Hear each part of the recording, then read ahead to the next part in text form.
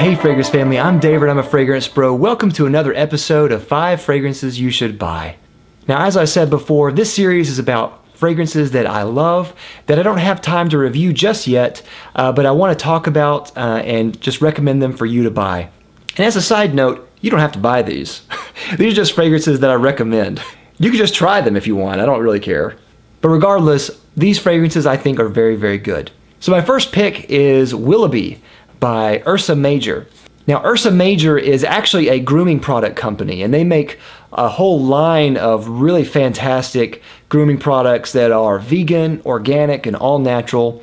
I really like their grooming products in general, but they just came out with a fragrance that they call Willoughby, and it has ginger and citrus and bergamot. I think there's clove in there.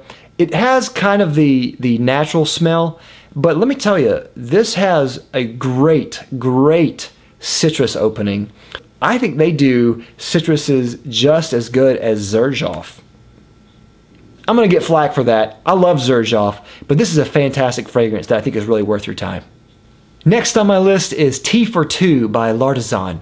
Now, this fragrance I think everyone has heard about if you've been in the perfume world for a long time. This is the perfect tea fragrance. It's amazing.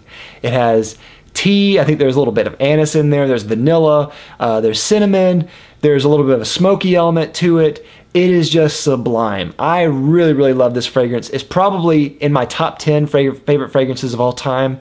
It's not a top 10 video, it's not a top 10 video.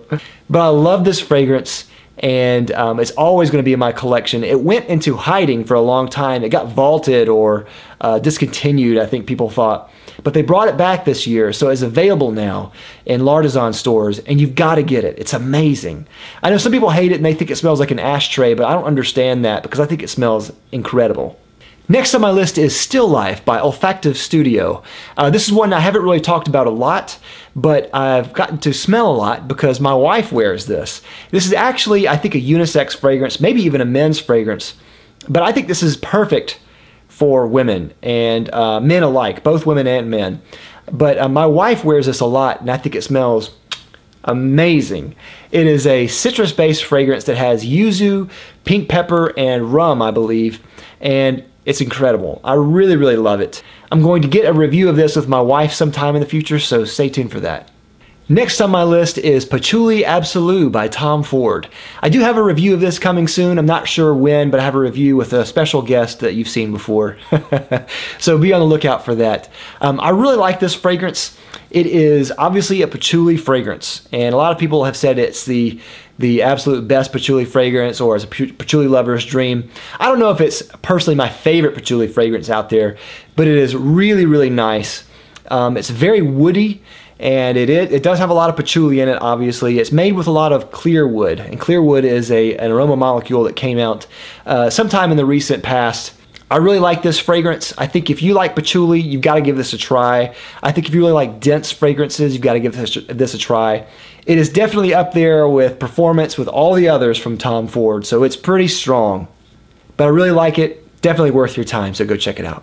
And last but not least is Kiest by Slumber. And I think I'm pronouncing that right. I'm not exactly sure. Maybe it's kieste or kist, or I'm not sure. I call it Kiest. I'm not sure. So Kiest is supposed to be reminiscent of Savannah, Georgia. It has a very boozy peach smell with some earthy undertones. I think it's amazing. I've heard some people compare it to Sova, and I actually do see that a little bit. I think there's a little bit of the Sova essence in there, just a little bit. Sova is one of my all-time favorite fragrances, so it is really hard to beat that. But this is very good. The peach in this is not overly sweet. It's done just right. It's really nice. It's balanced really well. Never overpowers a fragrance, and I really appreciate that.